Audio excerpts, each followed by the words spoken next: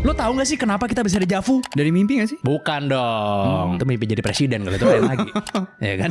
Semua orang pasti pernah ngalamin lah ya yang namanya dejavu. Which is itu adalah sebuah fenomena yang muncul ketika kita lagi ngelakuin sesuatu, tapi tiba-tiba entah kenapa kita ngerasa kayaknya gue pernah ngelakuin ini di tempat ini dan di jam segini sebelumnya. Iya, sering deh kayak gitu. Contoh simpelnya gini lah, misalnya kita ke tempat baru gitu ya, terus kita tiba-tiba suka ngerasa, kok kayaknya gue pernah kesini sebelumnya. Padahal abis lu inget bener-bener, ya lu gak pernah kesitu sebenarnya. Beberapa orang percaya bahwa kehidupan ini tuh lagi nge-glitch son, ketika terjadi dejavu. Jadi kan orang ada yang percaya bahwa dunia ini hanyalah simulasi gitu kan. Nah, orang yang percaya hal tersebut itu merasa bahwa ketika terjadi dejavu itu sistem kehidupan kita lagi error son. Terus ada juga yang percaya kalau dejavu ini merupakan ingatan kita di kehidupan sebelum ini son. Jadi ada kaitannya dengan teori reinkarnasi lah. Iya, Dimana kita hidup lalu meninggal, lalu hidup lagi menjadi orang lain misalnya. Masih ada memorinya ya. Masih nyisa tuh memorinya tuh. Terus habis itu ada juga yang percaya kalau dejavu ini itu adalah titik di mana ingatan kita dengan diri kita di multiverse lainnya son. Itu bertemu. Jadi kita merasa kita pernah ngelakuin ini sebelumnya gitu. Padahal sebenarnya ya itu diri kita di multiverse lainnya katanya gitu son.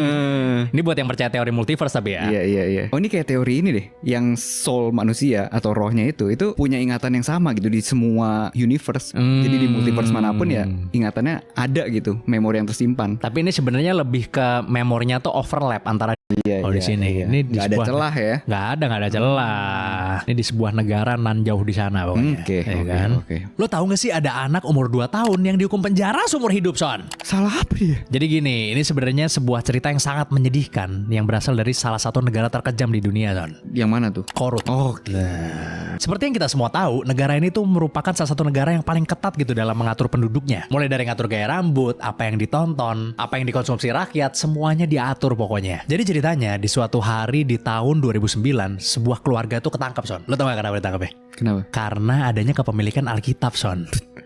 Jadi punya Alkitab 1 biji di rumahnya. Hal ini tentunya membuat satu keluarga tuh ditangkap semua, termasuk anak mereka yang berumur hanya 2 tahun saja. Padahal sebenarnya anak umur 2 tahun ngerti apa? Baca belum bisa sih? Nggak bisa harusnya. Setelah ditangkap, mereka sekeluarga dijatuhi hukuman seumur hidup di kamp penjara politik, yang kemudian membuat mereka harus melakukan kerja paksa tanpa dibayar seumur hidupnya. Waduh. Dan pasti ada hukuman lainnya lah gitu. Nggak cuma disuruh kerja doang. Seperti yang gue bilang tadi, kejadiannya ini kan di tahun 2009 ya. Tapi lo tahu nggak viralnya tuh di tahun berapa son? Berapa? 2023 son baru viral son. 14 tahun. Itu juga bisa viral gara-gara munculnya laporan dari International Religious Freedom Report di tahun 2022 yang dirilis sama Departemen Luar Negeri Amerika son. Yang kemudian dikutip oleh banyak artikel dan kemudian menjadi viral 14 tahun setelah kejadiannya. Karena kan kita